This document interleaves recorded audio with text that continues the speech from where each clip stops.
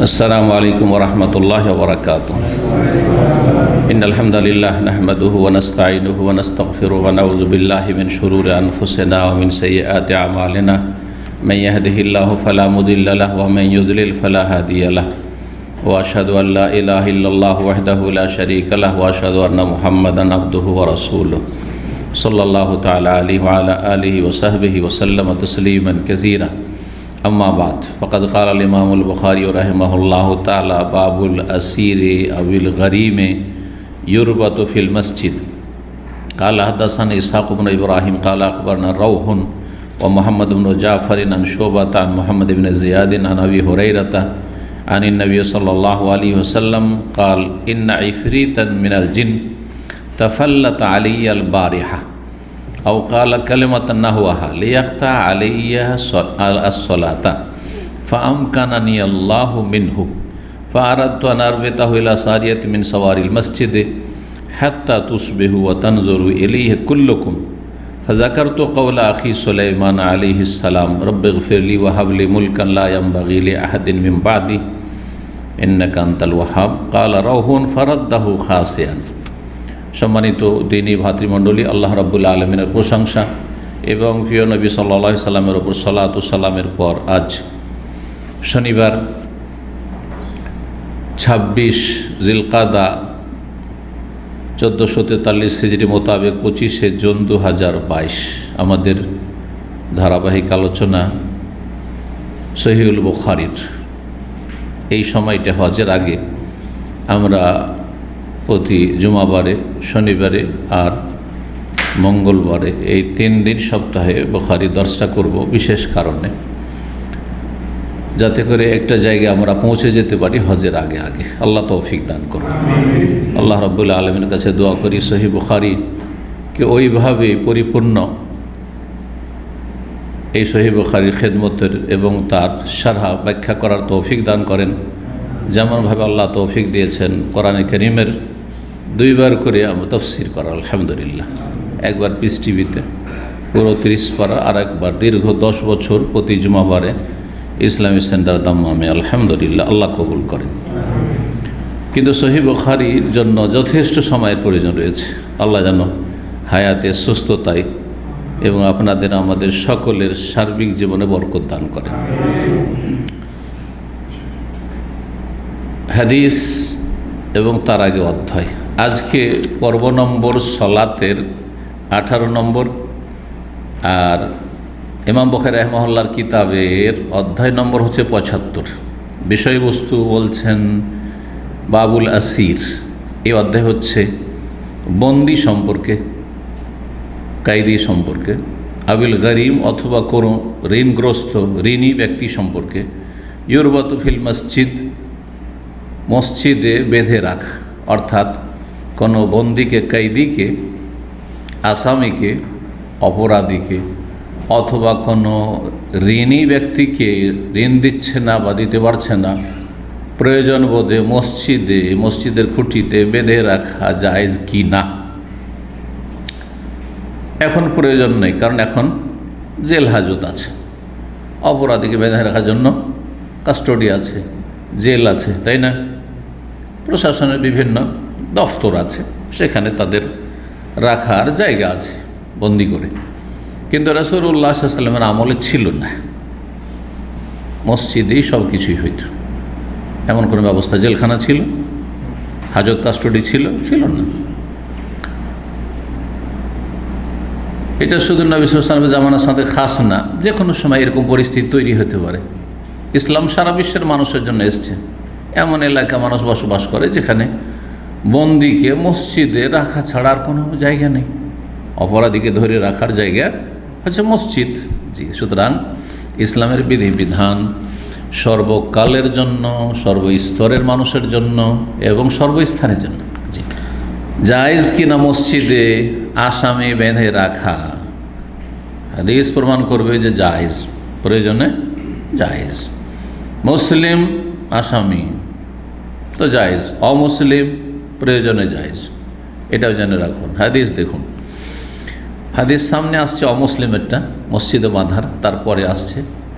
আর এই অধ্যায়ে আর একটি হাদিস এসছে যেখানে জিনকে বেঁধে রাখার হাদিস রয়েছে। জিনকে রাসূলুল্লাহ বেঁধে রাখার ইচ্ছা করেছেন মসজিদে, আর সেই জিন কোনো ভালো জিন ছিল না, ধার্মিক মমিন জিন ছিল না, সে বদমাইশ জিন ছিল, ইফরিত।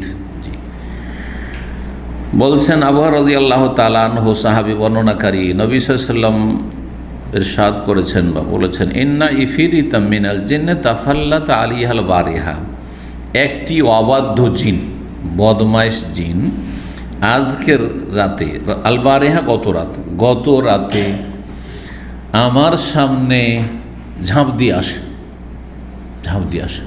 লাফ দিয়ে চলে আসে।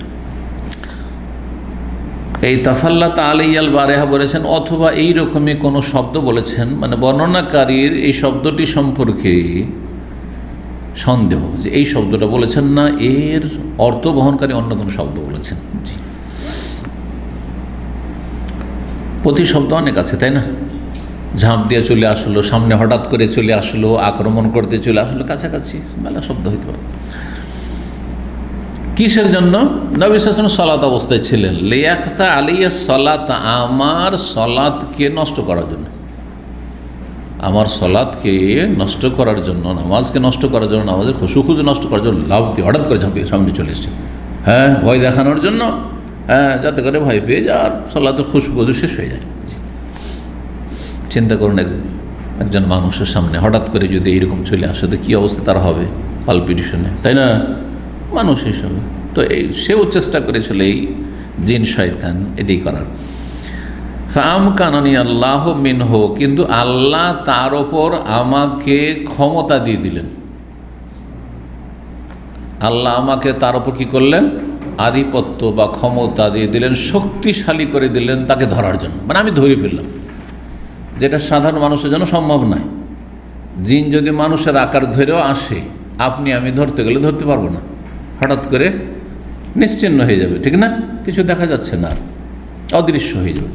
কিন্তু রাসূলুল্লাহ সাল্লাল্লাহু আলাইহি ওয়াসাল্লাম যখন দেখেছেন, জিনকে ধরে নিয়েছেন, ফাহারাতু আরবে তাহফ ইলা সারিত মিন সাওয়ারিল মসজিদ, আমি চাইলাম যে মসজিদের খুঁটিগুলির কোনো একটি খুঁটিতে এই বদমাইশ জিনকে বন্দি করে বেঁধে রেখে দিই রাত্রে। রাসূলুল্লাহ সাল্লাল্লাহু আলাইহি ওয়াসাল্লাম হতে পারে তাহাজ্জুদের সালাত পড়ছিলেন যখন কেউ ছিল না, অথবা সাহাবীরা ছিলেন কিন্তু সাহাবীরা দেখতে পাচ্ছিলেন না যদি ফরজ সালাত হয়, কিন্তু সম্ভাবনা বেশি যে রাতের সালাত ছিল। কেউ নেই মসজিদে, মসজিদের সাথেই তো হুজরা, বেরিয়ে এসে মসজিদে নববীতে হয়ে তাহাজ্জুদ পড়ছেন, কোনো দোষের কথা না। তাহাজ্জুদ যে মসজিদে পড়া যাবে না এমন কথা নেই, কিন্তু নির্জনে, ফজিলত হচ্ছে কিসের? নির্জনের। মসজিদে কেউ নেই, একাই মসজিদের খাদে, মসজিদের ইমাম মুয়াজ্জিন, তো বাসার মতোই নামাজের সওয়াব পেয়ে যাবে নফল সুন্নতের।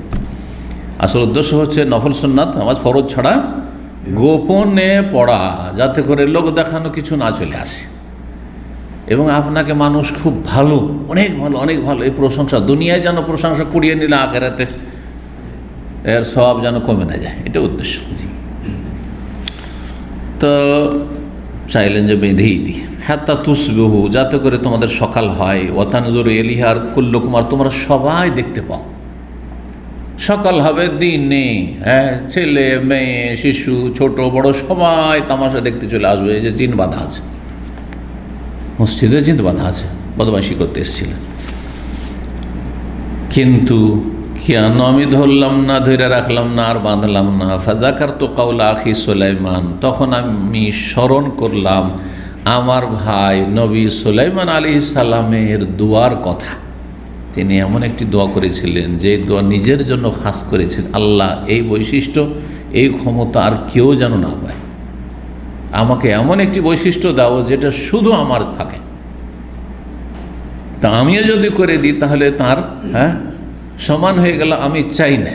উনি যখন দোয়াটা করেছেন, থাক, ওনার দোয়া ওনার জন্যই খাস থাক। কারণ সুলাইমান আলাইহিস সালামকে আল্লাহ কী ক্ষমতা দিয়েছিলেন? জিন শুধু ধরার নয়, জিনকে শাস্তি দেওয়ার নয়, জিনদের ওপর রাজত্ব, মানুষের রাজত্ব, জিনদের ওপর রাজত্ব, তারপরে পশু পাখি পিপিলিকা সব কিছু, পিপিলিকার ভাষা, পিপিলিকা পিপিলিকার বাসায় কত হাজার হাজার লক্ষ লক্ষ পিপিলিকা আছে। কোরআনে সূরা নামল, একটি সূরার নাম হচ্ছে কি নামল, মানে পিপিলিকা। কেন? কারণ ওখানে ওই পিপিলিকার ঘটনা আল্লাহ বর্ণনা করেছেন। পিপিলিকা দেখছে যে সুলাইমান আলাইহিস সালাম আর তার সেনাবাহিনী হাজার হাজার চলে আসছে, আর সেখানে পিপিলিকার বাসার সব পিপিলিকাগুলো বেরিয়ে আছে। তখন একটা পিপিলিকা, যে পিপিলিকার নেতা, পিপিলিকা কিন্তু একটা আগে আগে হাঁটবে আর সবগুলো পিছনে। তা কি বলছে? ইয়া আইয়ুহান নামলু উদখুলু মাসাকিনাকুম লা ইয়াহতিমান্নাকুম সুলাইমান ওয়া জুনুদুহু ওয়া হুম লা ইয়াশউরুন। ইয়া আইয়ুহান নামল, হে পিপিলিকা সকল, আমার দলবল, উদখুলু মাসাকিনাকুম, তাড়াতাড়ি তোমাদের বাসায় গর্তে ঢুকে পড়ো। লা ইয়াহতিমান্নাকুম সুলাইমান ওয়া জুনুদুহু, যাতে করে সুলাইমান আর তার সেনাবাহিনীর তোমাদেরকে পায়ে দোলে না দেয়, পিছে না দেয়। ওয়া হুম লা ইয়াশউরুন, তারপরে কেউ চিন্তা করতে পারে যে সুলাইমান আলাইহিস সালামের ওপর পিপিলিকা দোষ চাপাচ্ছে। হ্যাঁ, সেই জন্য তিনি বলছেন না, ওরা বুঝতে পারবে না যে পায়ের তলে পিপিলিকা। এত ভিড়ের মধ্যে কে দেখে যে কোনখানে পায়ের তলে পিপিলিকা আছে? না বুঝে এই কাজটা করে ফেলবে, জুলুম নয়। তো আমাদেরকে সতর্ক হইতে হবে। সুবহানাল্লাহ। সুলাইমান আলাইহিস সালামের ভাষা না, সুলাইমান আলাইহিস সালাম কার ভাষা বুঝছেন? পিপিলিকার ভাষা বুঝছেন। উদখুলু মাসাকিনাকুম, এটা কি কেমন করে? পিপিলিকার সাথে কথা বলে আমাদের সামনে। দেখবেন একটা ককরোচ পোকাকে মারছেন, বাকি সবগুলি দৌড় দিচ্ছে, নিশ্চয়ই কথা বলছে, ওরা বুঝাচ্ছে যেভাবে হোক না কেন। বুঝেন না, পাখির একটা বাচ্চা ধরে নেন, ওর মা বাপ কীরকম ছটফট করে, ভাষা বলছে, কান্না করছে, সব কিছু বলছে, কিছুই বুঝেন না। সুলাইমান আলাইহিস সালাম সব বুঝতেন। আল্লাহু আকবার। তো বলছেন যে আমার ভাই সুলাইমান আলাইহিস সালামের কথা আমার স্মরণ হয়ে গেল। কি দোয়া করেছে? রব্বে গফিরলি, আল্লাহ আমাকে মাফ করে দাও। ওয়াহাবলি মুলকান, আমাকে এমন এক রাজত্ব ক্ষমতা দান করো, লা ইয়ামবাগি লিআহাদিন, মুলকান রাজত্ব চেয়েছেন। তাহলে বোঝা গেল যে রাজতন্ত্র হারাম নয়, শরীয়তে আছে। রাজা হয়ে যদি ইসলামী আইনের বাস্তবায়ন করে তো কোনো দোষণীয় না। আর যদি নাম খলিফা হয় আর ইসলাম বাস্তবায়ন না করে, তাও কোনো মূল্য নেই। রাজাও নাম রাখে, যদি রাষ্ট্রপতি নাম রাখে, প্রধানমন্ত্রীর নাম রাখে, আর ইসলামী আইনের বাস্তবায়ন করে, কোরআন হাদিসের বাস্তবায়ন করে, আমার দেশের সংবিধান কোরআন আর হাদিস, ওইটি ইসলামী খেলাফত, ওটার নাম ইসলামী খেলাফত। জরুরি নয় যে খলিফার নাম হইতে হবে, নামে কোনো কিছু যায় আসে না। যেমন আহলে হাদিস নাম দিলেন আর কোরআন হাদিস মোতাবেক চলেন না, এর নামের কোনো মূল্য আছে? কিন্তু ওই নিজেকে আহলে হাদিস কেউ নাও বলে, আর সে পুরো আহলে হাদিসের কাজ করে, আহলে হাদিসের আকিদা রাখে, আহলে হাদিসের ইবাদতবন্দি করে, আহলে হাদিসের তরিকায় জীবনযাপন করে, সে হচ্ছে পাক্কা আহলে হাদিস। পাক্কা আহলে হাদিস, নামে এগিয়েও দেবে না আর পিছিয়েও দেবে না। জি, এই জন্য আমাদের নাম যদি সারা দুনিয়াকে ওয়াহাবি বলে, কিন্তু আমরা আহলুল হাদিস কোরআন সুন্নাহর অনুসারী, এই নামই যথেষ্ট, নামের কোনো প্রয়োজন নেই, ওয়াহাবির নামে কোনো ক্ষতি নেই। জি, লা ইয়ামবাগি লিআহাদিন মিন বাদি, সেই রাজত্ব আমার পরে কারো জন্য যেন না হয়, কেউ যেন সেটা না পায়। বর্ণনাকারী একজন রহ রয়েছেন, ইমাম বুখারী ওস্তাদের ওস্তাদ, ইসহাক বিন ইব্রাহিমের ওস্তাদ রহ এবং মোহাম্মদ, দুইজন ওস্তাদ, ইমাম শুবার ছাত্র। তিনি বলছেন ফারাদ্দাহু খাসিয়ান, তারপরে নবী সাল্লাল্লাহু আলাইহি সাল্লাম জিনটাকে ধরে নিয়ে তাকে ছিঁড়ে ফেলে দিলেন, ধাক্কা দিলেন, খাসিয়ান, লাঞ্ছিত করে, যা ভাগ, না হলে ধরে বেঁধে রেখে দিতেন। জি, এই হাদিস দ্বারা কি বোঝা গেল? মসজিদে কি বাঁধা হয়েছে? নবী সাল্লাল্লাহু বাঁধেননি, কিন্তু হাদিস দ্বারা মাসলা কি করে প্রমাণিত হলো? মাসলা কি ছিল বাবের অধ্যায়ের? যে কোনো বন্দি আসামিকে মসজিদের খুঁটিতে বা মসজিদে বেঁধে রাখা। তো নবী সাল্লাল্লাহু আলাইহি ওয়াসাল্লাম বাঁধার সংকল্প করলেন, বেঁধেই রাখবো তোকে, যাতে করে সকালবেলা গোটা মদিনাবাসী দেখতে পায়। তো নবী সাল্লাল্লাহু কোনো নাজায়েজ কাজের সংকল্প করতেন না, ইচ্ছা করতেন না। তাহলে যে কাজের ইচ্ছা করেছেন সেটি জায়েজ কাজ। সুতরাং মসজিদে আসামি, বন্দীকে, অপরাধীকে বেঁধে রাখা জায়েজ। মাসলা আরেকটি বললাম যে অমুসলিমকে, মুশরিককে মসজিদে বেঁধে রাখা। মসজিদে যদি বেঁধে রাখা জায়েজ হয়, তাহলে প্রয়োজনে মসজিদের ভিতরে মুশরিক কাফেরকে প্রবেশ করানো, যে আসো বসো, কাজটা করে দাও মসজিদে, যদি উত্তম হচ্ছে কাজ করে মুসলিম, এতে কোনো সন্দেহ নেই। কিন্তু প্রয়োজন বোধে ওই রকম ভালো মেকানিক পাচ্ছেন না মুসলিম, এটা একটা প্রয়োজন। আর একটা হচ্ছে তাকে ইসলামের দাওয়াত দিতে হবে, কিন্তু ইসলামের দাওয়াত দেওয়ার জন্য আমাদের ইসলামিক সেন্টারের কোনো বিল্ডিং নেই, মসজিদে আমরা দাওয়ার কাজ করছি, এমনও তো হইতে পারে, আছে না? হইতেও পারে, কোনো যুগ হইতে পারে, আছেও মেলা জায়গায় আছে যে মসজিদের মধ্যে সব দিনের কাজ হয়, দাওয়াতি কাজ হয়। মসজিদের মধ্যে বক্তব্য চলছে, গেটে যদি চেক করা শুরু করে এই মুসলিম শুধু ঢুকবে আর অমুসলিম ঢুকবে না, চলবে নাকি? ঢুকবে, দিন শোনুক, ইসলামের কথা শিখুক, শোনুক। জি হ্যাঁ। তো তারপরের অধ্যায় এখন দেখেন ৭৬ নম্বর অধ্যায়, বলছেন বাবুল ইকতিসালে যা আসলামা। এই অধ্যায় হচ্ছে কেউ যদি ইসলাম গ্রহণ করে তো তার গোসল করা সম্পর্কে, গোসল করা ওয়াজিব নাকি সুন্নাত মুস্তাহাব, দুটো মত রয়েছে, পরে বলছি বিস্তারিত একটু।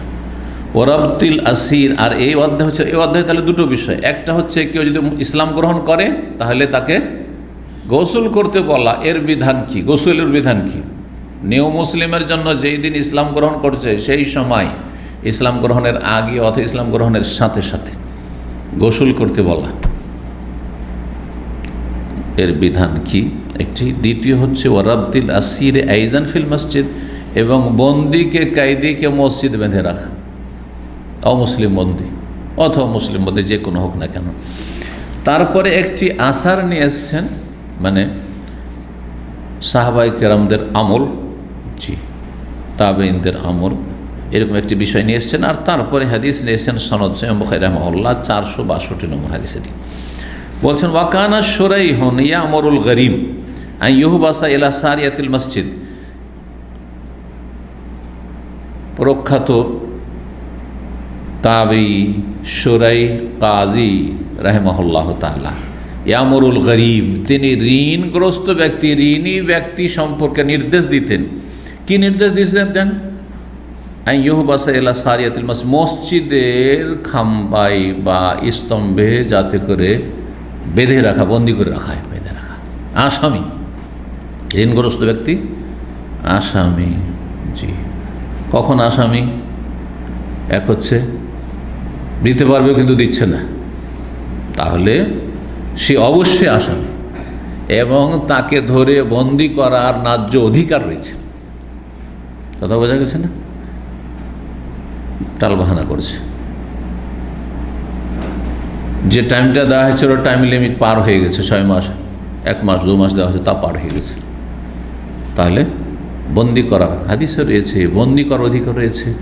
তারপরে তাকে লাঞ্ছিত করার অধিকার রয়েছে, অপদস্থ করা, তার সম্পর্কে দোষ ত্রুটি তুলে ধরা, হ্যাঁ, তার সম্পর্কে জাতিকে সতর্ক করা, হ্যাঁ, তার মানহানি করা।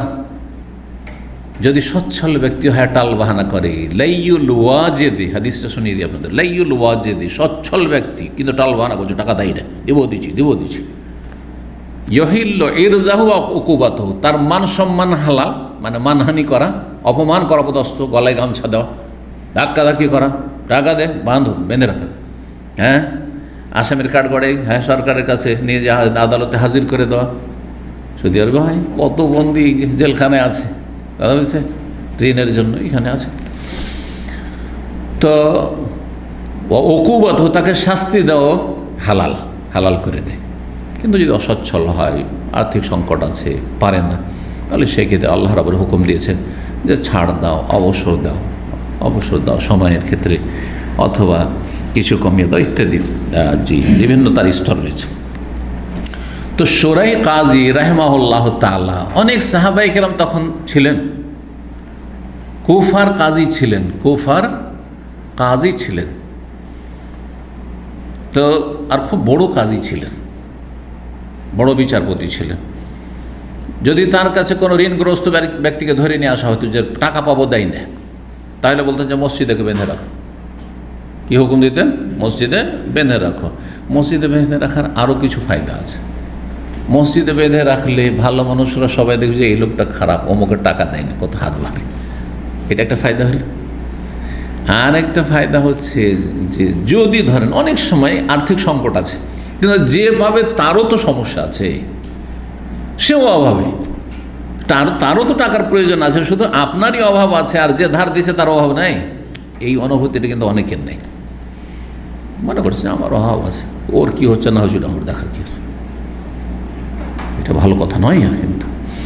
তো তাহলে তার অধিকার আছে যে আমার প্রয়োজন টাকার, তো কেস করার তার অধিকার আছে, বিচার চাওয়ার অধিকার আছে।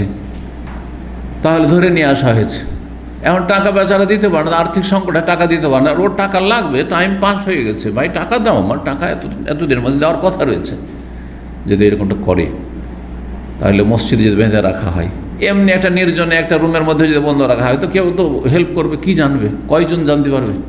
আর ভালো মানুষরা হয়তো ওই খবরই রাখে না যে কার কী হয়েছে না হয়েছে। কিন্তু মসজিদে মানুষের মুসল্লিরা আসছে, ভালো মানুষগুলো তো মসজিদে আসে, যেগুলো সমাজে সবচেয়ে ভালো সেগুলোই মসজিদে দেখা যায়, ঠিক না?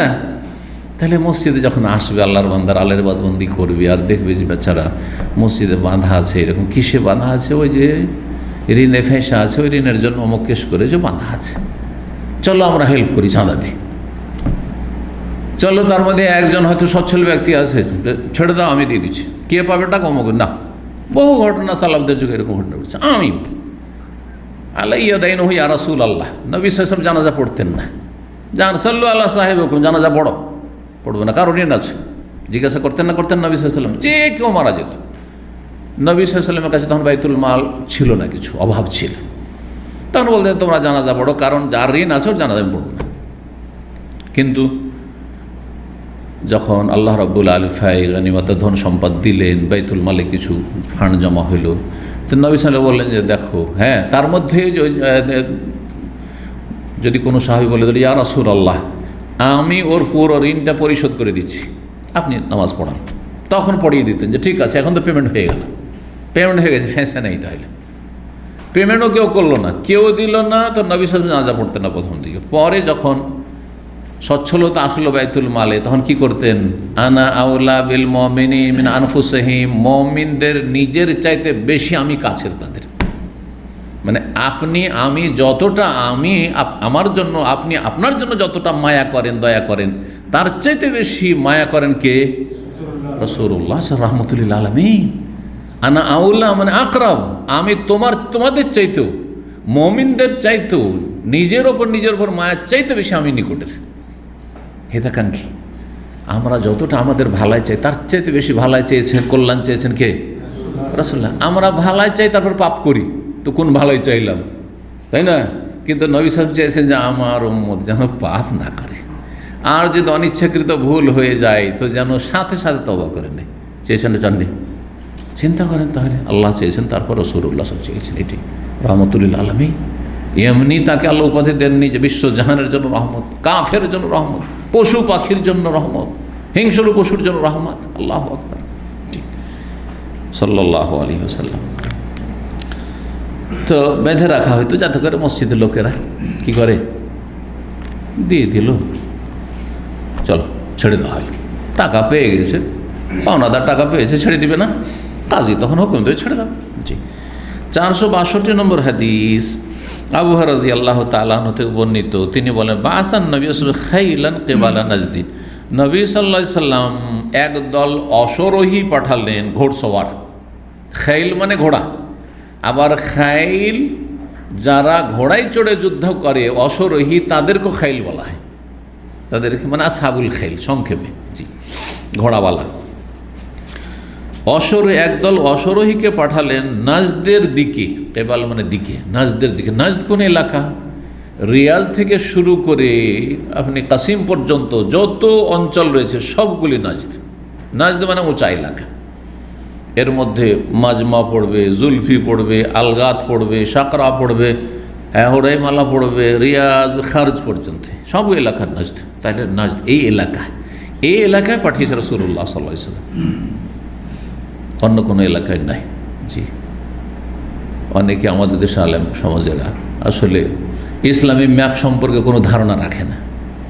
হ্যাঁ, এই দেশে না আসলে তো অনেকটা বুঝবে না, তারপরে ভালো ওস্তাদের কাছে পড়লে এই বিষয়গুলি ক্লিয়ার হয় না। তো হাদিসের নাজদেশে, নাজদ হতে পারে সামদেশে।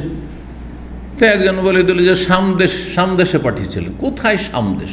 ঠান্ডার দেশ, আর কোথায় এটা গরম দেশ, তাই না? শাম দেশের নাজদ নেই। জি, যদিও এরাকে বরেন্দ্র এলাকা আছে, এর জন্য ওইটা নজদুল এরাক বলা হয়, আর এটাকে নজদুল হেজাজ বলা হয়, যে আরবের নজদ। তো নাজদের দিকে পাঠিয়েছিলেন। ফাজাত রাজুল বানি হানিফা, 50 জনের তাদের সংখ্যা ছিল, 50 জন যোদ্ধা অশ্বরোহী পাঠিয়েছেন নবী সাল্লাল্লাহু আলাইহি ওয়াসাল্লাম। কী করার জন্য? টহল দেওয়ার জন্য, যে দুশ্মনরা কোথায় আছে দেখো, দুশ্মনরা একটু হোক কি ভীত সন্ত্রস্ত হোক, যে ইসলামের সেনাদল মুজাহিদিন টহল দিচ্ছে। জি, আর ওই সময় রাস্তাতে বানু হানিফা বংশের নেতা সর্দার সোমামা বিন ওসাল, সে যাচ্ছিল ওমরা করতে রাস্তায় পেয়ে গেছে। বানু হানিফা কট্টর দুশ্মন বংশ রাসূলুল্লাহ সাল্লাল্লাহু আলাইহি ওয়াসাল্লামের আর মুমিনিনদের সাহাবায়ে কেরামদের, আর তাদের নেতাকে একা পেয়েছে, দৌড় একে সাথে সাথে ধরে ওই নেতাকে, রাজা তখনকার যুগের, মানে গোত্রীয় শাসনের কি রাজা, ধরে নিয়ে তাকে মদিনা নিয়ে গিয়ে হাজির। যাচ্ছিল ওমরা করতে, কারণ মুশরিকরাও তো ওমরা করতো, কাফেররা। জি, মক্কা বিজয়ের আগে, মক্কা বিজয়ের আগের ঘটনা। ইউকালু লাহু সুমামা বিন ওসাল, তার নাম ছিল সুমামা বিন ওসাল। মদিনা নিয়ে গিয়ে যখন নবী সাল্লাল্লাহু আলাইহি ওয়াসাল্লামের দরবারে সাহাবীরা পৌঁছিলেন, তখন বললেন যে একে মসজিদ নববীর খুঁটিতে বেঁধে দাও। মুশরিক কাফেরদের নেতা, তাকে কোথায় বন্দী করা হলো? আসামি, অপরাধী, হারবি, যুদ্ধের ঘোষণা করে রেখেছে। হারবি ওই এমন কাফেরকে বলা হয় যে মুসলিম ইসলামের বিরুদ্ধে যুদ্ধের ঘোষণা করে রেখেছে। কাফের করে একরকম রয়েছে, এমন না যে তার সাথে কোনো শান্তি চুক্তি ছিল, না যে কোনো সময় মুসলিমকে পেলে মেরে দেবে, তো তাহলে বন্দী করে অপরাধী। ফারাবাতু হবে সারিদ মানে সরিল মসজিদের একটি খুঁটিতে বেঁধে দেওয়া হইল। সাহাবারা বেঁধে দিলেন নবী সাল্লাল্লাহু হুকুমে। নবী সাল্লাল্লাহু প্রতিদিন বেরোতেন, যখন সালাত আদায় করতে বেরোতেন একবার করে ওর পাশ দিয়ে যেতেন আর জিজ্ঞাসা করতেন। 3 দিন পর্যন্ত এরকম চলে। লম্বা হাদিস রয়েছে সহিহ বুখারী মুসলিম, লম্বা হাদিস রয়েছে। মা জাইন্দাকা ইয়া সোমামা, সোমামা তোমার কি খবর? তখন সে বলতো ইনদি খায়ের, আমার কাছে যা আছে ভালোই আছে। ইন তাকতুল জাদাম, যদি আমাকে খুন করেন, হত্যা করেন আর হত্যা করার হুকুম দেন, তাহলে এই রক্তের মূল্য দিতে হবে। ওয়াইনতুনে মালা শাকির, আর যদি আমাকে ছেড়ে দেন, অনুগ্রহ করেন, তাহলে আমি কৃতজ্ঞ থাকবো। এহসান করলে নুন খেলে গুণ গাইবে। হ্যাঁ, ওয়াইন তরিদুল মাল, আর যদি রক্ত পঞ্চান, হ্যাঁ মুক্তি পঞ্চান, টাকা পয়সা চান, পয়সা, ফাসাল তো তামিন মাসিতা, যা চাইবেন, কত টাকা চাইছেন আমাকে মুক্ত করেন, আমি হচ্ছে একজন রাজা, যত টাকা লাগে দেব। এই 3টি কথা। হ্যাঁ, খুন করলেই হবে, আর ছেড়ে দেন তো শুকরগুজার, আর যদি পয়সা চান তো পয়সা কত লাগবে বলেন। নবী সাল্লাল্লাহু কিচ্ছু বলতেন না, জিজ্ঞাসা করেন না। তারপরে সালাত আদায় করে দিয়ে মসজিদ আবার চলে আসলেন। আবার সকালবেলা বা জোহরে যখনই যাইছেন প্রথম বা ফজরে জিজ্ঞাসা করছে মা জাইন্দাকে আসো মামা, একই উত্তর। 3য় দিন জিজ্ঞাসা করলেন, তারপরে ওই উত্তর, কিন্তু নম্রতা এসেছে তার মধ্যে। 3 দিন বাধা আছে ওইখানে, সাহাবীরা দেখছেন এবং মসজিদের মুসল্লিদের দৃশ্য দেখছে। এটা কিন্তু অমুসলিম কাফেরদের উপর বড় একটা প্রভাব ফেলে। অনেক অমুসলিম ইসলাম গ্রহণ করে শুধু মুসলিমদের সালাত নামাজ দেখে, সারিবদ্ধ নামাজ, যেখানে আমির, গরিব, শিক্ষিত, অশিক্ষিত, একটা ক্লিনার, বড় বড় শেখদের সাথে আর বড় বড় আলেমদের সাথে আর বড় বড় পয়সাওয়ালাদের সাথে পাশাপাশি একই সাথে একেবারে কাঁধে কাঁধ লাগিয়ে পায়ে পা লাগিয়ে সেটে সালাত আদায় করছে। এই দৃশ্য অনেক প্রভাবিত করে। বহু অমুসলিম এখানে বিভিন্ন দেশ থেকে যারা ইসলাম গ্রহণ করেছে, তাদের অনেকের মন্তব্য এটা যে আমি নামাজ দেখে ইসলাম গ্রহণ করেছি। কেউ বলছে আমি ইফতার পার্টি দেখে ইসলাম গ্রহণ করেছি, বলছে আমি আজান শুনে ইসলাম গ্রহণ করেছি। সুবহানাল্লাহ। জি, তো 3 দিনের দৃশ্য দেখলো। 3য় দিন জিজ্ঞাসা করার পরে নবী সাল্লাল্লাহু আলাইহি ওয়াসাল্লাম পয়সাও নিলেন না, মুক্তি আর মারলেন না, মারারও হুকুম দিলেন না, কারণ সে অপরাধী ছিল, কাফেরদের নেতা। জি, কি করলেন? যে ছেড়ে দাও, আতলে কৌহ, খুলে দাও, রশিটা যেটা বাঁধা আছে খুলে দাও। খুলে দেওয়ার সাথে সাথে ও আর যাবে কেন? পাশে একটা কুয়া ছিল, কুয়ার কাছে গেল। যাওয়ার পরে গোসল করলো, গোসল করে এসে মসজিদে নববীতে ঢুকলো আর বললো আশহাদু আল্লা ইলাহা ইল্লাল্লাহ ওয়া আশহাদু আন্না মুহাম্মাদান রাসূলুল্লাহ। আর তারপর আল্লাহি ইয়া রাসূলুল্লাহ, আল্লাহর কসম করে বলছি এর আগে, ইসলাম গ্রহণের আগে দুনিয়ার মধ্যে সবচাইতে জঘন্য ঘৃণিত চেহারা আমার নিকটে আপনার চেহারা ছিল। আল্লাহু আকবার, সবচেয়ে খারাপ আপনাকে মনে করতাম। আর আজকে আপনার চেহারা আমার কাছে ফাস বা আহাব্বাল ওজুহে কুল্লিহা, সমস্ত চেহারা, দুনিয়ার চেহারার সামনে আপনার চেহারা সবচেয়ে প্রিয় আমার কাছে, সবচেয়ে প্রিয় মানুষ আপনি আমার কাছে। আপনাকে দেখতে পারতাম না, আর এখন আপনাকে আমি সবচেয়ে বেশি ভালোবাসি। মুহূর্তের মধ্যে কেমন কলবের পরিবর্তন আল্লাহ করতে পারেন। জি, রব্বুল আলামিন কাকে যে কখন পরিবর্তন করে দেন। জি, এটা হচ্ছে আম্বিয়া রসুলগণের দাওয়াতের ফলাফল। বহু দুশমন থাকবে যারা এত অন্তরঙ্গ দোস্তে পরিণত হবে, বন্ধুতে পরিণত হবে, অন্তর থেকে এত বেশি ভালোবাসবে, নিজের অনেক সময় ছেলেমেয়ের চাইতে, অনেক সময় বাপ মায়ের চাইতে বেশি ভালোবাসবে। জি, যারা দাওয়াতের ময়দানে কাজ করে, আম্বিয়া রসুলগণের সিলসিলা শেষ হওয়ার পরে তাদের সাথে এরকমটাই হয়, খলুসিয়াতের সাথে কাজ করে। দেখবেন কত দুশমন আছে, সেই দুশমন এমন দোস্ত হয়েছে কোথা থেকে সে দেখেও নি, কথা বলার সুযোগ পায়নি, জানেও না, কিন্তু এত বেশি ভালোবাসে। এক সময় কট্টর দুশমন ছিল, কট্টর দুশমন ছিল। হচ্ছে না কত লোক আমাদের কাছে আসে, আবার যোগাযোগের সুযোগ পেলে যোগাযোগ করে বলে যে আমি একসময় কট্টর দুশমন ছিলাম, এখানে আশেপাশে থেকেছে বহু দুশমন, আর তারপরে তখন একসময় হেদায়েত হয়েছে। দূরে যাওয়ার পরে আল্লাহ হেদায়েত নসিব করেছে, কাছে থেকেছে, এখানে সিকো মার্কেটে হয়েছিল, হেদায়েত হয়নি, বলছে আপনার বিরুদ্ধে ষড়যন্ত্র করেছি। এবার গত দুবাই গেলাম সফরে, দেখা করে বলল, এসে আমার সাথে দেখা করার সময় নিয়ে অন্য ভাইদেরকে ধরেছে, ভলেন্টিয়ারদেরকে, তারপর আমার কাছে এসছে।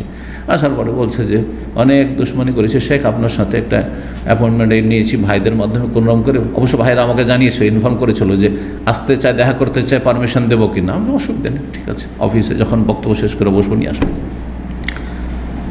ওমানে থাকে, ওমান থেকে দুবাই দেখা করতে এসছে, এক দেশ থেকে আরেক দেশে দেখা করতে এসছে সেখানে, এবং সে বলল যে আল্লাহ আমাকে হেদায়েত করেছেন আপনার আলোচনা শুনে, কিন্তু যখন সিকো মার্কেটে ছিলাম তখন খুব দুশমনি করেছি, একটা গ্রুপ তৈরি করেছিলাম, বিরোধী গ্রুপ।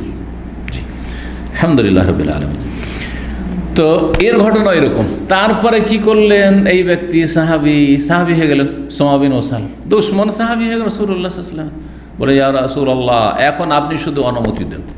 অনুমতি কি? আমি বলছি, ঘোষণা করছি, আজকে শুনে নেন না, যে মক্কায় গম যেত আমার এলাকা থেকে, রিয়াজ এলাকা, কাসিম এলাকায় এখনও কম হয়, এই এলাকা থেকে গম মক্কা, গম তো মক্কা তো কিছু হয় না, এখান থেকে গম যেত, গম পাঠায় আমি।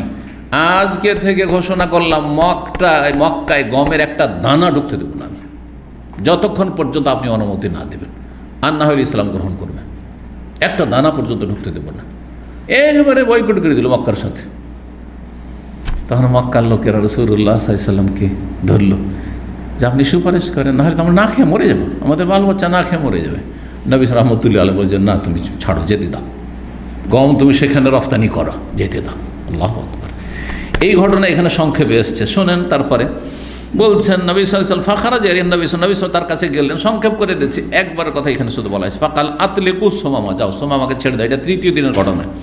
ফান্তালাকা, ছেড়ে দেওয়ার পরে সেই ব্যক্তি আর গেল না দেশে, নিজের এলাকায়, সেখান থেকে একটু দূরে এলা নাখলিন কারিবে মসজিদে, মসজিদের কাছে একটি খেজুর গাছ, আর ওই খেজুর গাছের তলায় একটি কূপ আছে, কুয়া আছে, সেখানে গেল। ফাক্তা সালা, সেখানে গিয়ে গোসুল করলো। বলে ইসলাম কবুল করার গোসুল এ হাদিস দ্বারা কি হলো? প্রমাণিত হলো। কিন্তু নবী সাল্লাল্লাহু আলাইহি ওয়াসাল্লাম কি হুকুম করেছিলেন যে গোসল করতেই হবে? কখনো কখনো হুকুম করেছেন, কিন্তু দু তিনটি ঘটনার বেশি নেই, বেশি ঘটনা নেই। সুম্মা দাখাল মসজিদ, তারপরে মসজিদে নববীতে প্রবেশ করলো। ফাকালা, তারপর আশহাদু আল্লা ইলাহা ইল্লাল্লাহ ওয়া আন্না মুহাম্মাদান রাসূলুল্লাহ, সাক্ষ্য প্রদান করছি যে আল্লাহ ছাড়া কোনো সত্য মাবুদ নেই, আরও সাক্ষ্য প্রদান করছি যে মুহাম্মদ সাল্লাল্লাহু আলাইহি ওয়াসাল্লাম আল্লাহর রাসূল সাল্লাল্লাহু আলাইহি ওয়াসাল্লাম। এই হাদিস থেকে কি বোঝা গেল? প্রথম কথা, এই ঘটনা কখন ঘটেছিল? মুহররম মাস ৬ষ্ঠ হিজরি, ষষ্ঠ হিজরি, যেই বছর হুদাইবিয়ার সন্ধি হয়েছে ওই বছরের মুহররম মাসে এই ঘটনা ঘটেছিল, মানে একে বন্দি করে নিয়ে আসা হয়েছিল। এখান থেকে কি জানা গেল? একটি মাসলা যেটা জানা গেল যে নিউ মুসলিমের কি করা?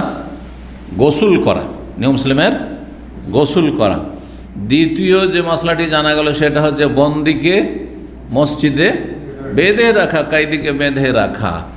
তৃতীয় যেটা, বন্দি মুসলিম হওয়া কোনো শর্ত নাই, অমুসলিম সে ছিল, কাফের মুশরিক পত্তলিক, তাকে বেঁধে রাখা। তাহলে কাফের মুশরিকের কোন মসজিদে ঢোকা নিষেধ? মসজিদে হারাম। মসজিদে হারাম মক্কাতুল মুকাররমায় কাফির অমুসলিম শুধু মসজিদে নয়, বরং হারামের এলাকায়, মক্কায় যে দূর দূর পর্যন্ত হারামের এলাকা, হুদুদ হারাম রয়েছে, তার ভিতরে কাফেরদের ঢোকা আল্লাহ নিষেধ করেছেন। সূরা তওবা আয়াত দিয়ে আল্লাহ নিষেধ করেছেন, ইয়া আইয়ুহাল্লাযীনা আমানু ইন্নামাল মুশরিকুনা নাজাস। ঈমানদারগণ, মুশরিকরা হচ্ছে নাপাক। নাপাক মানে শরীর নাপাক না, তার হৃদয়ে শিরক কুফরি নাপাকি রয়েছে। আর আল্লাহর জমিনে কমপক্ষে একটি জমিন থাকবে, যেই জমিনটি সবচেয়ে বড় অপরাধ থেকে এবং সবচেয়ে বড় নাপাকি থেকে যেন মুক্ত থাকে। আর যদি সেই জমিতে প্রবেশ করতে হয় তো সেখানকার ভিসা, পাসপোর্ট হচ্ছে লা ইলাহা ইল্লাল্লাহ মুহাম্মাদুর রাসূলুল্লাহ। কথা বোঝা গেছে? সহজ। কোনো অমুসলিম, অনেক অমুসলিম জিজ্ঞাসা করে, তোমরা এমনটা কেন করো, মক্কায় কেন আমাদেরকে ঢুকতে দেন না? বলছি যে কোনো দেশের জন্য একটা সিস্টেম আছে না? নেই নেই বাইরে থেকে আসলে প্রথম কথা ইন্টারন্যাশনাল পাসপোর্ট লাগবে, 2 নম্বর ভিসা লাগবে, আর তার জন্য ফিসও দিতে হচ্ছে, খরচ করতে হচ্ছে, ঠিক কিনা? আর এমন একটি ইসলামে ভিসা রাখা হয়েছে যেই ভিসার কোনো ফিস নেই, আর সেই ভিসার জন্য কোনো প্রসেসিংও নাই। সাথে সাথে 1 সেকেন্ডের মধ্যে বলেন আশহাদু আল্লা ইলাহা ইল্লাল্লাহ ওয়া আশহাদু আন্না মুহাম্মাদার রাসূলুল্লাহ, ভিসা পেয়ে গেলে ঢুকেন আপনি। কথা বোঝা গেছে? জি। তো এই হাদিস থেকে বোঝা গেল বন্দি মসজিদে বেঁধে রাখা, আর অমুসলিম বন্দিকে বাঁধা যাবে, বেঁধে রাখা যাবে। অমুসলিম কাফের প্রবেশ করতে দেওয়া যাবে না কোথায়? মক্কাতুল মুকাররমায়। তো আর একটা প্রশ্ন তখন উঠবে যে সৌদি আরবে যে মদিনাতে ঢুকতে দেওয়া হয় না কাফেরকে, তার উত্তর কি? এটা জরুরি না যে ঢুকতে দেবই না, হারাম ঢুকতে দেওয়া মদিনায়, এটা জরুরি না, তবে এটা ভালো। কারণ 3টি পবিত্র মসজিদ রয়েছে, তার 1 নম্বরে হচ্ছে মসজিদে হারাম মক্কাতুল মুকাররমায়, 2 নম্বরে হচ্ছে মসজিদ নববী, 3 নম্বরে বাইতুল মুকাদ্দাস। বাইতুল মুকাদ্দাস ইহুদিদের কবলে চলে গেছে, আল্লাহ যেন তাকে স্বাধীন করেন আমাদের জীবদ্দশায় এবং আমাদেরকে সেখানে সালাত আদায় করা তৌফিক দান করেন। তো সতর্কতামূলক এবং নিরাপত্তার কারণে এটি একটি মুসলিম সরকারের আইন যে মসজিদে নববীতেও প্রবেশ বা মদিনা মুনাওয়ারাতেও কোনো অমুসলিম প্রবেশ করবে না। কিন্তু যদি প্রয়োজনে মদিনাতেও প্রবেশ করে তো হারাম নাই। প্রয়োজন যদি হয় আর কোনো অমুসলিমকে যদি সেখানে নিয়ে যাওয়া হয় কোনো কাজকর্মের জন্য গরজে, তাহলে জায়েজ। জি, কিন্তু বিনা প্রয়োজনে আপনার বন্ধু সেখানে চল মদিনা দেখে না, এটা জায়েজ না আপনার জন্য, সরকার নিষেধ করছে, আপনার জন্য হারাম, জায়েজ না। কথা বোঝা গেছে? যদি নিয়ে যেতে হয় মদিনায় তাহলে সরকার নেবে, যেই সরকারের আইন হচ্ছে নিষেধ সেই সরকার নেবে, কোনো জনগণ নিয়ে যেতে পারে। কারণ অনেকে এইরকম কাজ, এই অপরাধগুলি অনেক সময় করে, এটা জায়েজ নয়, খেয়ানত, এটি আমানত। তো এই ছিল হাদিস। ৭৭ নম্বর অধ্যায় বাবুল খাইমাতে ফিল মসজিদ লিল মারদা ওয়া গায়রিহিম। এই অধ্যায় হচ্ছে মসজিদে অসুস্থ ব্যক্তিদের জন্য বা অন্যান্য লোকদের জন্য তাঁবু লাগানো। মসজিদে তাঁবু লাগানো যাবে কি না, বিশেষ করে কোনো অসুস্থ ব্যক্তিকে সেখানে রাখার জন্য, অথবা কোনো শরণার্থী বা মুসাফির রাখার জন্য খেমা লাগানো যাবে কিনা, অথবা কেউ এতেকাফ করছে তো একটা খেমা লাগিয়ে দিল, সে ঘেরা লাগার কথা তো আছে কিন্তু খেমা করে দিল যে খেমার মধ্যে থেকে করো, তো খেমা লাগানো মসজিদের মধ্যে যেতে পারে, বাস মুসল্লিদের যেন অসুবিধা না হয়। এদিকে সালাতের জায়গা পাওয়া যায় না, মসজিদে মুসল্লির জায়গা হয় না, আর এদিকে খেমা লাগিয়ে কেউ থাকবে, এটা চলবে না। কিন্তু মসজিদে যথেষ্ট জায়গা আছে, আর মসজিদের মানে এক সাইডে 1-2টা খেমা আছে, তাতে মুসল্লিদের কোনো অসুবিধা হয় না, তাহলে কোনো অসুবিধা নেই, প্রয়োজনে খেমা তাঁবু লাগানো যাবে। 463 নম্বর হাদিস। হাদিস বর্ণনা করছেন মা আয়েশা রাদিয়াল্লাহু তাআলা আনহা, তিনি বলছেন উসিবা সাদুন ইয়াউমাল খান্দাকি ফিল আখালি। সাদ বিন মুআয রাদিয়াল্লাহু তাআলা আনহু আহত হয়েছিলেন খন্দকের দিনে, মানে খন্দকের যুদ্ধে। কোথায় লেগেছিল তাকে? ফিল আখালি, জি, বাহুর বা গর্দনের শিরা, একটি গুরুত্বপূর্ণ শিরা রয়েছে, যেই শিরার সম্পর্ক হচ্ছে হার্টের সাথে। আখাল, জি, গুরুত্বপূর্ণ একটি শিরা, সেখানে আঘাত লেগেছিল। সেটাতে যদি আঘাত লাগে তো এত রক্তক্ষরণ হয় যে সাধারণত মানুষকে বাঁচানো সম্ভব হয় না। এরকম একটি রগ বা শিরা তাতেই লেগেছিল। তারপরও বেশ কিছুদিন তিনি অসুস্থ অবস্থায় ছিলেন আর বেঁচে ছিলেন, সাথে সাথে মারা যাননি। এটি আল্লাহর পক্ষ থেকে বিশেষ রহমত ছিল এবং বিশেষ হেফাজত সুরক্ষা ছিল, বিশেষ উদ্দেশ্যে। সেটা কি ছিল? সেটা হচ্ছে সাদ বিন মুআয রাদিয়াল্লাহু তাআলা আনহুকে দিয়ে ইহুদিদের মীমাংসা করে না, ইহুদিদের ক্ষেত্রে, বনু কুরাইজার ক্ষেত্রে চূড়ান্ত ফয়সালা তার মুখ দিয়ে শুনিয়ে নেওয়া। কারণ সাদ বিন মুআযের বংশের সাথে বনু কুরাইজার মিত্রতার সম্পর্ক ছিল, মিত্রের উপর আস্থা করতেন। কি জানি মুহাম্মদ সাল্লাল্লাহু আলাইহি ওয়াসাল্লাম আমাদের সাথে অবিচার করে দিবেন, কিন্তু আমাদের মিত্ররা তো হিতাকাঙ্ক্ষী হবে, তো ঠিক আছে, আমি কোনো বিচার করব না, বিচার করবে সাদ, যে তোমাদের ফয়সালা কি হওয়া উচিত। এই জন্য আল্লাহ তাকে বাঁচিয়ে রেখেছিলেন। যেমনই ওইদিকে বিচার মীমাংসা করা শেষ হয়েছে আর তারপরে তাকে নিয়ে আসা হইলো, আর নিয়ে আসার পরে এমন রক্তক্ষরণ শুরু হয়ে গেল, অথচ রক্ত বন্ধ হয়ে গেছিল, রক্তক্ষরণ শুরু হয়ে গেল যখন ছিল, রক্তক্ষরণ এমন শুরু হলো যে তাতেই তিনি ইন্তেকাল করলেন, শাহাদাত বরণ করলেন রাদিয়াল্লাহু তাআলা আনহু ওয়ারদা। ওই হাদিস, লম্বা হাদিসও রয়েছে, সিরাতের কিতাব বিস্তারিত ঘটনাও রয়েছে, হাদিসও রয়েছে। তো নবী সাল্লাল্লাহু আলাইহি ওয়াসাল্লাম তার জন্য কী করেছে? ফাজারাবান নবী সাল্লাল্লাহু আলাইহি ওয়াসাল্লাম খাইমাতান ফিল মসজিদ, মসজিদে একটি খেমা লাগিয়ে দিয়েছে। এখানে জারাবা মানে লাগিয়ে দেওয়া, জারাবা মানে শুধু মারা হয় না। জারাবা আপনারা অর্থ কি বুঝেন? দরব মানে কি? মায়ের। আরও কয়েকটি অর্থ শোনেন। জারাবা আজরো মানে সফর করা, জারাবা আজরো মানে সফর করা, এটা কোরআনে আছে। ইয়া আইয়ুহাল্লাযীনা আমানু ইযা দারাবতুম ফি সাবিলিল্লাহি ফাতাবায়ানু, হে ঈমানদারগণ, তোমরা যখন সফর করবে, ইযা দারাবতুম আই সাফারতুম ফি সাবিলিল্লাহ, আল্লাহর রাস্তায় জিহাদে কোথাও সফর করছো, ফাতাবায়ানু, একটু তদন্ত করিও, তদন্ত করিও। যেখানে সেখানে সামনে একটা পড়লো, আরে কাফের, মার মার, ধর ধর, না না না, হইতে পারে মুসলিম, হইতে পারে কলেমা পড়েছে। ওই যে ওসামা রাদিয়াল্লাহু তাআলা আনহু লা ইলাহা ইল্লাল্লাহ পড়ার পরেও মেরে দিয়েছিলেন, এই ক্ষেত্রে আয়াত নাযিল হয়েছিল, একটু তদন্ত করিও, দেখিও, হইতে পারে কলেমা পড়া মুসলমান। এই জন্য নবী সাল্লাল্লাহু আলাইহি ওয়াসাল্লাম ফজরের সময় গিয়ে অপেক্ষা করতেন, যে এলাকায় হানা দেবেন সেই এলাকায়, আর তার ফজর আজান যদি ওই এলাকা হয়ে যায় তো থেমে যেতেন, না মুসলিম বাস করে। আজান হইল না, সূর্য উঠে গেল, সূর্য উঠতে যাচ্ছে, আল্লাহ তখন আক্রমণ করতেন। জি, নবী সাল্লাল্লাহু আলাইহি সাহাবায়ে কেরাম বলেন। জি, কয়টি অর্থ হইল? দুটি। তৃতীয় অর্থ কি হতে পারে? দারাবাল্লাহু মাসালান কারিয়াতান আমিনাতান মুতমাইন্না। দারাবাল্লাহু মাসালান বলে কোরআনে, ওয়াজরিবুল্লাহুল আমসাল, আল্লাহ উদাহরণ মারেন, সফর করেন, কোনোটাই হয় না। তাহলে উদাহরণ বর্ণনা করেন, দারাবা ইয়াজরিবু মানে দারাবা মাসালান, দারাবাল্লাহু মাসালান, একটি জনপদের আল্লাহ দৃষ্টান্ত উপমা পেশ করছেন, উদাহরণ দিচ্ছেন। দারাবা ইয়াজরিবু মানে তাহলে উদাহরণ দেওয়া, বোঝা গেছে? কয়টি হলো? তিনটি হলো। আর এই তিনটি তো কোরআনই পাওয়া গেল। দারাবা ইয়াজরিবু মানে মারা, আর এই তারপরে উদাহরণ দেওয়া, আর কি করা? সফর করা। তিনটে কোরআনে পাওয়া গেল। এটা হাদিসে কি? দারাবা মানে লাগিয়ে দেওয়া, খাটিয়ে দেওয়া, খেমা লাগিয়ে দিলেন। জি, মসজিদে কেন তাঁবু লাগালেন? কারণ বাড়িতে থাকলে লোকজন যখন তখন দেখা করতে আসবে, ছোট্ট একটা করে ঘর, মহিলা মানুষ আছে, সেখানে পরিবার আছে, মুশকিল বারবার, তাই না? এমন তো ছিল না যে না আমাদের মতো একটা বসার রুম আছে, মেহমান আসবে, এরকম তো কোনো ব্যবস্থা ছিল না। একটা রুমে স্বামী স্ত্রী থাকছে, তো ওইখানে অসুস্থ মানুষ থাকলে আর লোকজন সবাই দেখা করতে যায়, বিশিষ্ট সাহাবী রাদিয়াল্লাহু তাআলা আনহু, যাতে করে মসজিদে থাক, আর যে একটু সেবা শুশ্রূষা করতে চায়, পরিচর্যা করতে চায়, একটু খোঁজ খবর নিতে চায়, ইয়াদাতুল মারিজ করতে চায়, সওয়াব হাসিল করতে চায়, তো এখানে মসজিদে সালাত পড়তে আসবে, একটু দেখে নজর দেখে নেবে। এই জন্য তাঁবু লাগিয়ে দিয়েছিলেন নবী সাল্লাল্লাহু আলাইহি ওয়াসাল্লামের হুকুমে।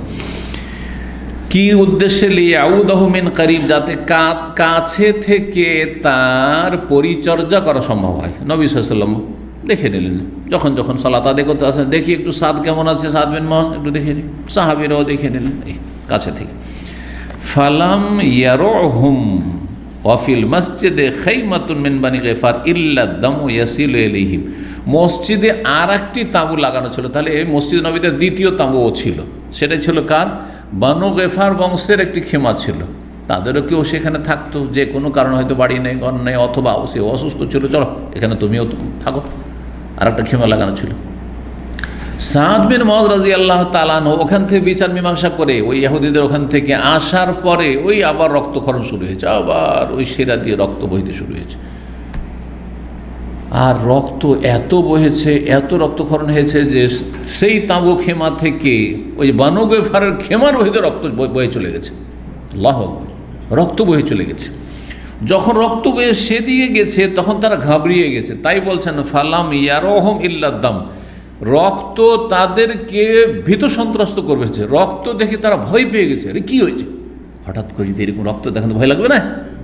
কি না হয়েছে? রক্ত দেখে তারা ভয় পেয়ে গেছে। ইয়াসিলু ইলাইহিম, তাদের দিকে রক্ত প্রবাহিত হয়ে চলে আসছে। ফাকালু, তখন তারা বলছে, ইয়া আহলাল খায়মাতে, হে খিমাওয়ালারা, কি আছো তোমরা?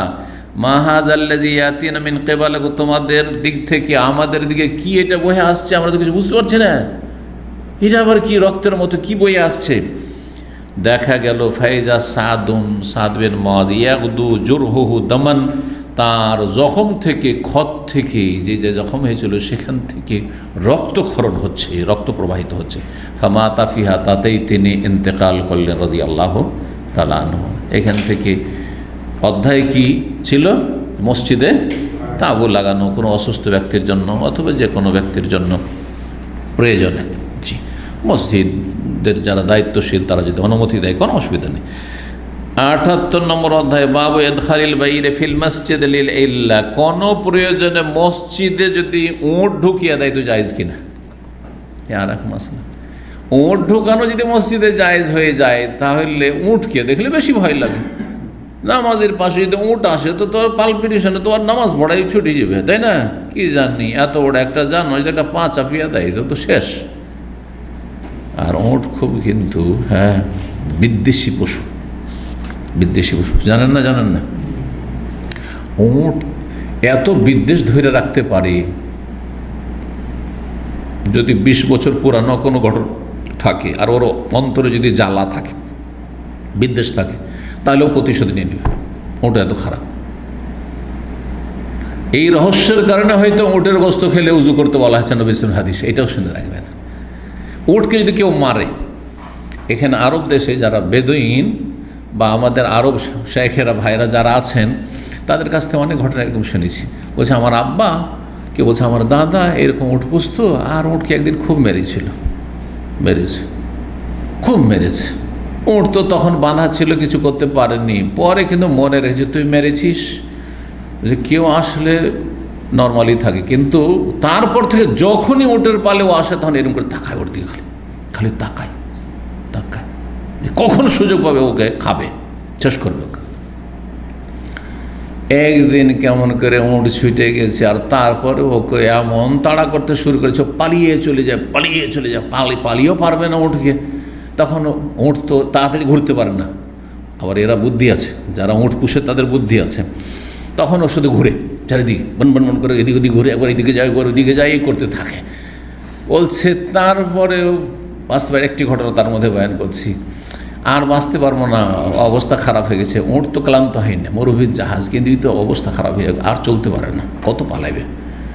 তখন বলছে যে একটা জায়গায় একটা ঝাউ গাছ একটি পেয়েছি, সেখানে করে ওই গাছ আমি ফেলে দিয়েছি, ওই যে গুতরা রুমাল ছিল ফেলে দিয়েছি, আর ফেলে দিয়ে ওখান থেকে টান দিয়ে পালিয়েছে। উট বুঝতে পারেনি, মনে করছে যে এই কাপড়ের তলায় এইখানেও লুকিয়ে আছে। তারপরে এমন ওটা গুতরা ছাড়া ছিল, ওই যে কি বলে যেটা ওই যে শীতকালের যেটা মোটা ফারোয়া, ওইটা তো বিষ তো পাতলাটাকে বলে ফারোয়া মোটা, এই ফারোয়া মোটাটা ছিল, এরা গায়ে দিয়ে থাকে ঝুল, আমাদের সবাই গরুকে ওই চট গায়ে দেওয়া হয় না শীতকালে, তো এইরকম ওইটা আমি প্রথম জানা আসতাম, তো এদেরকে দেখে মনে হইতো আরে কেন আমাদের দেশে তো গরু ছাগলকে চট গায়ে দেওয়া হতো, এরা চট কেন গায়ে দিয়েছে এত মোটা। আমাদের দেশে চাদর পরে অভ্যাস, আর এখানে এসে প্রথম দেখে কেমন আজব লাগতো, এখন দেখে অভ্যাস হয়ে গেছে। তো যাই হোক, ওইটা ফেলে দিয়েছে, আর ভাবছি এর তলেও লুকিয়ে আছে, আর তারপরে ওর উপর পা দিয়ে আর মুখ দিয়ে কত রকম করে দাঁতে ছিঁড়া ছিঁড়ি শুরু করেছে, মনে করছে যে ওকে তো শেষ করেছে। ওট করে কি মাথাখান দাঁত দিয়ে ধরবে, যার সাথে দুশ্মনী আছে, ধরার পরে এখান থেকে পুরোটা উঠিয়ে নেবে, পুরোটা মাথাটাকে উঠিয়ে নেবে, ছিঁড়ে উঠিয়ে নেবে। আল্লাহ বলছে দূর থেকে ও লুকিয়ে লুকিয়ে দেখছে অনেক দূরে, একবারে ছিঁড়ে বলছে ছিন্ন ভিন্ন করে দিয়েছে, মোটা ফারোয়াকে ছিন্ন ভিন্ন করে দিয়ে ছিঁড়ে। আর তারপরে ছিন্ন ভিন্ন করার পরে দূরে অনেক দূরে ওকে দেখতে পেয়েছে, আরে ওকে মেরে ফেলতে পারেনি, ও তো বেঁচে আছে। রাগ কত যে রাগের আক্রোশে মানুষ মারা যায়, কিন্তু ওইরকম পশুও মারা যায়। বলছে সাথে সাথে উটটি ওখানে আছাড় খেয়ে পড়ে গেল, আর তারপরে মরে গেল, রাগের চোটে মরে গেল। যে এত চেষ্টা করলাম ওকে মারার, এত চেষ্টা করলাম, আর আমি ছিন্ন ভিন্ন করে দিলাম, আমি ছিন্ন ভিন্ন ওই লোকটি করলাম, কিন্তু না ও তো বেঁচে আছে রে। তখন আর রাগের আক্রোশ আর বাঁচতে পারল না। মানুষের হার্ট অ্যাটাক হয়, উটের হার্ট অ্যাটাক হয়, সাথে সাথে মরে গেল। সত্য ঘটনা। কিছুদিন আগে আমাদের যে ইস্তেরাহাতে প্রোগ্রামগুলি হয় না, ওখানে আমাদের শেখ আব্দুল ওয়াহিদ সাহেব বর্ণনা করছিলেন, আপনি হয়তো বুঝেননি ছিলেন, কিন্তু আরবিতে গল্পটা হয়েছে। ওনার আত্মীয়র কথা, ওনার বাপ চাচাদের মধ্যে কারোর সাথে এই ঘটনা ঘটেছে, বুঝতে পেরেছেন? খুব বিদ্বেষী পশু। উট যদি মসজিদের মধ্যে ঢুকানো জায়েজ হয়, বা উটের পিঠে চড়ে মসজিদে ঢুকে গেলেন, বা উট মসজিদে ঢুকিয়ে দিলেন জায়েজ হয়, তাহলে গরুতে অসুবিধা আছে, বকরি ছাগলে অসুবিধা আছে, দম্বিতে ভেড়া ভেড়িতে অসুবিধা আছে? অসুবিধা নেই। কিন্তু আমাদের দেশের কারো বকরি ঢুকিয়ে যায় বকরা মসজিদে, তা হইলেও বেচারা গরিব পার্টি হইলেও কার গ্রামে বাঁচতে দিছে না, গ্রামের লোক মনে হয়, তাই না? জি, প্রয়োজনে জায়েজ আছে। প্রয়োজনে গবাদি পশু, যেই পশুর গোস্ত খাওয়া হালাল, শুনে রাখেন কায়দা কারণ, উট থেকে এটা মশলা ইস্তেমাল, যেই পশুর গোস্ত খাওয়া হালাল সেটা মসজিদে প্রয়োজনে ঢুকানো জায়েজ। তাহলে যেই পশুর গোস্ত খাওয়া হালাল নাই সেটা ঢোকা জায়েজ নাই। কুকুর জায়েজ নাই, গাধা জায়েজ নাই, বুঝা গেছে? জি, হ্যাঁ, শৃগাল ইত্যাদি যেসব রয়েছে, শিয়াল ইত্যাদি সব জায়েজ নাই। জি, তো দেখেন, ওয়াকাল ইবনে আব্বাস, আব্দুল্লাহ বিন আব্বাস রাদিয়াল্লাহু তাআলা বলছেন, তাফান নবী আলা বাইরিন, নবী সাল্লাল্লাহু আলাইহি ওয়াসাল্লাম একবার তওয়াফ করেছিলেন, তাও কোন মসজিদে? মসজিদে হারামে। উট নিয়ে ঢুকছেন, আলা বাইরিন, উটের পিঠে চড়ে, উটের পিঠে চড়ে। নবী সাল্লাল্লাহু আলাইহি ওয়াসাল্লাম ভিড় ভাড়ে, হয়তো শরীর ভালো ছিল না, বা যে কোনো কারণে হোক, উটের পিঠে চড়ে তওয়াফ করেছেন। তাহলে বাইতুল্লাহর চত্বরে যেখানে আজকাল আমরা তওয়াফ করেছি, ওখানে উট নিয়ে নবী সাল্লাল্লাহু আলাইহি ওয়াসাল্লাম ঢুকেছেন, তখন খোলা ছিল, আর তারপরে সেখানে তওয়াফ করেছেন উটের পিঠে চেপে। তো মাসলাইয়ের সাথে মসজিদে ঢুকানো জানলাম যে উট মসজিদে ঢুকানো জায়েজ, এমনকি মসজিদে হারামে পর্যন্ত প্রয়োজনে জায়েজ। আর তারপরে তওয়াফ করার ক্ষেত্রে বাহনের পিঠে চড়ে মসজিদ তওয়াফ করা জায়েজ। যদি উটের পিঠে জায়েজ হয় তো ঘোড়ার পিঠেও জায়েজ, আর ঘোড়ার পিঠে উটের পিঠে যদি জায়েজ হয়, তাহলে কেউ যদি মানুষের কাঁধের উপরে চড়া হয়, আর ওই যে মানুষ খাট নিয়ে, দেখেননি বুড়া বুড়িগুলোকে খাট নিয়ে ধরে আছে, দুজন এদিকে দুজন ওদিকে, অথবা একজন করেই থাকে, আর তারপরে ও তো বসে আছে, এরকম দেখেছেন দৃশ্য না? দেখেননি? হজ মৌসুমে দেখা যাবে বেশি। জি গাইস, আর তারপরে 464 নম্বর হাদিসে বর্ণনাকারী জাইনব বিনতে আবি সালামা রাদিয়াল্লাহু তাআলা আনহা, তিনি তার মা উম্মে সালামা রাদিয়াল্লাহু তাআলা আনহাতে বর্ণনা করেছেন, কালা শাকাউতু ইলা রাসূল, মা উম্মে সালামা রাদিয়াল্লাহু, নবী সাল্লাল্লাহু আলাইহি ওয়াসাল্লামের সহধর্মিণী, তিনি বলছেন যে আমি অভিযোগ করলাম রাসূলুল্লাহ সাল্লাল্লাহু আলাইহি ওয়াসাল্লামের কাছে, বললাম যে আন্নি আশতাকি, মানে আন্নি মরিজ, শাকুয়া মানে হচ্ছে রোগ, অসুস্থ হোক, আমি অসুস্থ আছি, তওয়াফ কেমন করে করবো, অসুস্থ আছি। তাহলে বোঝা গেল যে স্ত্রী যদি স্বামীকে বলে যে অসুস্থ আছি, বলার অধিকার আছে না নেই? আজ দাঁতই তেমন মাথা খারাপ হয়ে যায় আপনার, হ্যাঁ, তাহলে এটা কেমন হবে? আরে নিয়ে আসলাম ওমরাতে, আর তুমি অসুখ, আমি ওই সব ঝামেলা বরদাস্ত করতে পারবো না, তুমি সোজা তপ করো, হেঁটে বলে যাবে? নবী সাল্লাল্লাহু আলাইহি ওয়াসাল্লাম করেছেন? নিয়ে আসলাম, আমিও ক্লান্ত, তুমিও ক্লান্ত, কি তোমাকে এখন হুইল চেয়ার করে নিয়ে পড়াবো? হ্যাঁ, এসব বলার অধিকার তাহলে নাই, এটা খারাপ আচরণ। তাহলে হতে পারে মানুষ অসুস্থ হতে পারে, কি আপনিও হইতে পারেন, আমি অসুস্থ। তখন নবী বলেন তুফি মি ওয়ারাইন নাস, জনগণ যে তওয়াফ করছে তার বাইরে দিয়ে তার কিনারা কিনারা তওয়াফ করো, মানে একাকার হয়ে যেও না। তারপরে উঁট হাঁটবে, ওর মাঝখানে মানুষ হাঁটছে তো অসুবিধা হবে। আর এমনিও মহিলাদেরকে বলা হয়েছে যে তোমরা পুরুষ থেকে আলাদা হয়ে তওয়াফ করো। এই যে একাকার হয়ে তওয়াফ করছে, এটা ঠিক নয়, এটা ঠিক নয়, এটা অপছন্দনীয় কাজ, না জায়েজ। অনেক সময় ধাক্কাধাক্কি হলে না জায়েজ। তাহলে মহিলাদের তওয়াফের ক্ষেত্রে মহিলা একটু বাইরে দিয়ে তওয়াফ করবে। পুরুষদের উচিত হবে তারা কাবার কাছাকাছি হবে, যে এলাকাতে মহিলা বেশি হাঁটছে ওই এলাকা থেকে সরে হাঁটবে। কিছু বেয়াদব আছে পুরুষ, যারা মহিলা হোক আর পুরুষ হোক, এমন স্পিড একবার এদিকে দেখো একবার এদিকে ওভারটেক, এরা বেয়াদব জাহেল সব। জি, তো নবী সাল্লাল্লাহু আলাইহি ওয়াসাল্লাম বললেন যে জনগণরা যে তওয়াফ করছে তার পেছন থেকে, মানে তার বাইরে থেকে তওয়াফ করো। আনতে রাকেবা, তুমি উটের পিঠে সওয়ার হয়ে চড়ে রাকেবা। তাহলে উট ঢুকানো হয়েছিল না হয়নি? তাও মসজিদে হারামে। ফাতুফতো বলে আমি তওয়াফ করলাম। ওয়া রাসূলুল্লাহ ইউসাল্লি ইলা জাম্বিল বাইত, তখন রাসূলুল্লাহ সাল্লাল্লাহু আলাইহি ওয়াসাল্লাম বাইতুল্লাহর এক কিনারায় সালাত আদায় করছে। তার নবী সাল্লাল্লাহু আলাইহি ওয়াসাল্লামের আগে তওয়াফ করা হয়ে গেছে। এখান থেকে আরও মশলা বোঝা গেল যে স্বামী স্ত্রী দুজনে একসাথেই তওয়াফ করতে, একসাথে উমরা করতে, এটাও জরুরি নয়। আগে পরে হইতে পারে, হাত ধরে থাকতে হবে, এটাও জরুরি নয়। যদি দেখেন ধাক্কাধাক্কি ভিড় হারিয়ে যাবে বা কিছু, সেটা আলাদা কথা। কিন্তু যদি মনে করেন স্বাধীন হয়ে সে করছে, বলছে আমি একটু ফ্রি হয়ে করি, তুমি তোমার মতো করো, অসুবিধা নেই। আর সেই সালাতে পড়ছিলেন সূরায়ে আত-তুর, ইয়াকরা বিত-তুর ওয়া কিতাব মাসতুর, আত-তুর ওয়া কিতাব মাসতুর ফি রাক্কিম মানশুর ওয়াল বাইতিল মামুর ওয়া সাকফিল মারফু। জি, এই সূরা পড়ছে রাসূলুল্লাহ সাল্লাল্লাহু আলাইহি ওয়াসাল্লাম। আর একটি অধ্যায় আমরা শেষ করিনি, ৭৯ নম্বর অধ্যায়, বাবুন। ইমাম বুখারী আমরা বলছেন এইটি হচ্ছে একটি অধ্যায়, কিন্তু অধ্যায়ের বিষয়বস্তু কি তা বলা হয়নি, বিষয়বস্তু বলা হয়নি। বেশ কিছু অধ্যায়গুলিতে এইভাবে থেকে গেছে।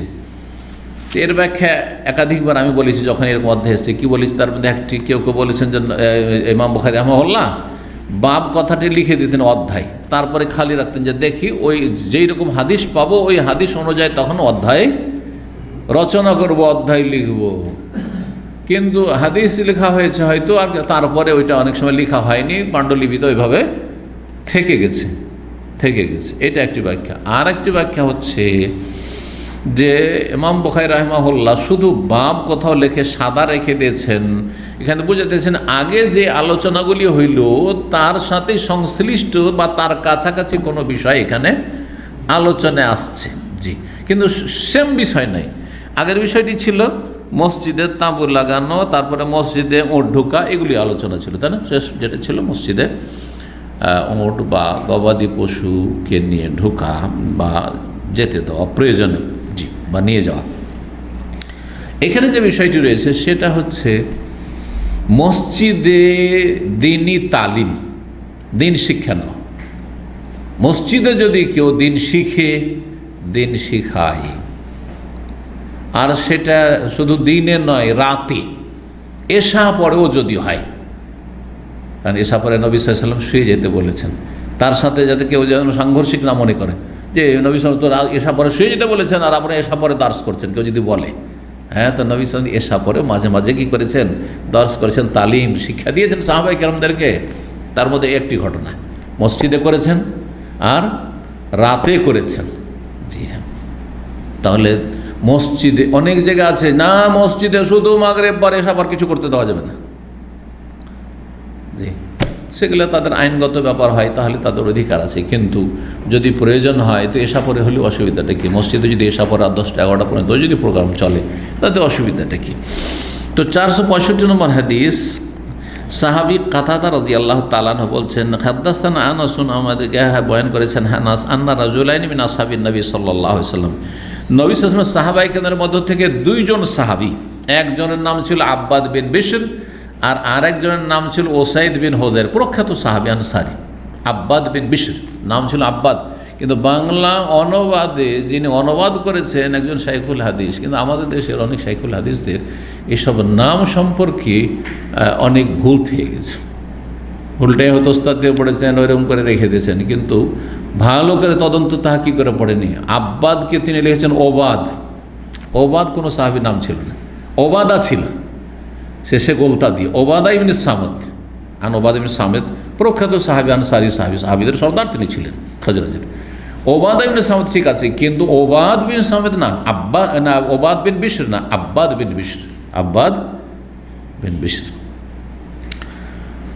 তো দুইজন সাহাবী ছিলেন যাদের নাম বললাম। নবী সাল্লাল্লাহু আলাইহি সাল্লামের খারাজা মিন ইনদিন নবী সাল্লাল্লাহু আলাইহি সাল্লাম, নবী সাল্লাল্লাহু আলাইহি সাল্লামের কাছ থেকে বের হইলেন তারা।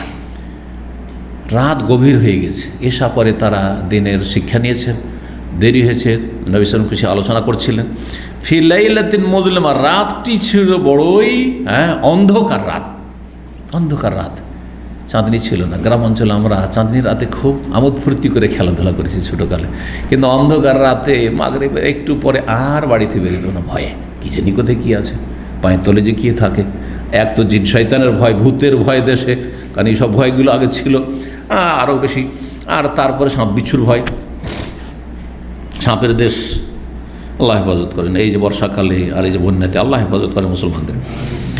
তো অন্ধকার রাতে বেরোলেন সাহাবাই কেরাম, এই দুজন। মা হোমা মিসরুল ভাই যখন বেরোলেন, অন্ধকারে বাড়ি যাবেন কি করে?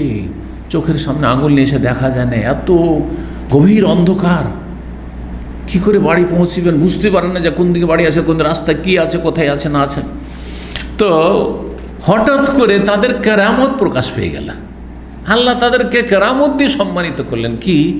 ওয়ামা হোমা, তাদের সাথে হঠাৎ করে হয়ে গেল মিসলুল মিসবাহিন, দুটো প্রদীপের মতো, দুটো লাইটের মতো।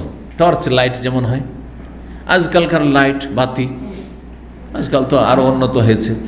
এক সময় যখন বিদ্যুৎ ছিল না, তখন টর্চ লাইট আমরা 2 ব্যাটারি আর 3 ব্যাটারি আর 5 ব্যাটারি ছিল না? জি, মনে আছে? জি, এখান থেকে কত জায়গায় সব লাইট নিয়ে গেছি এক সময়। জি হ্যাঁ।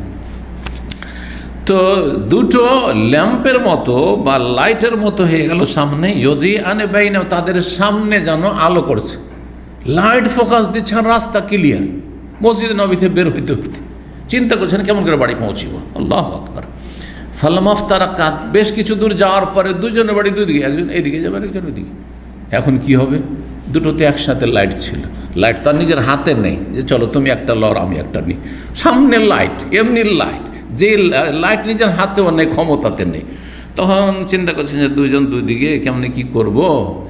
তো আল্লাহ ভরসা, চলো তুমি তোমার বাড়ি যাও, আমি আমার বাড়ি গেলাম। ফালামাফ তারাকা, দুইজনে যখন আলাদা আলাদা পৃথক হয়ে গেলেন, সারা মা কুল্লে ওয়াহিদ মিন ওয়াহিদ, তাদের প্রত্যেকের সাথে করে একটা লাইট হয়ে গেল। দুটো লাইট ছিল দুজনের সাথে, এদিকে একটা লাইট দেখাতে লাগলো রাস্তা, ওইদিকে আর একটা রাস্তা। আল্লাহু আকবার। সাহাবায়ে কেরামদের কারামত, এগুলি হচ্ছে সত্য কারামত। আর যত পীর সুফিদের কারামত, এগুলি মিথ্যার ছড়াছড়ি আর ধোঁকাবাজি আর ধর্ম ব্যবসা, এদের সব মরার পরে সব কেসা।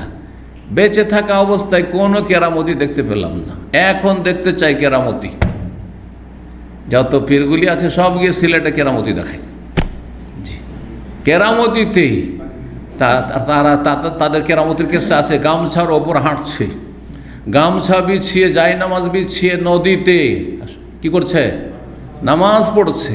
এখন চাই গামছা বিছিয়ে দিক আর যায় নামাজ বিছিয়ে দিক, আর ওর ওপর যেসব বন্যা কবলিত এলাকার মানুষ রয়েছে যারা অসহায়, তাদেরকে তার উপরে বসিয়ে দিক, আর থাকো, ভাসতে থাকো তোমরা আল্লাহ ভরসা। দেখাও এরকম কেরামতি, যদি কেরামতির ক্ষমতা আছে তো।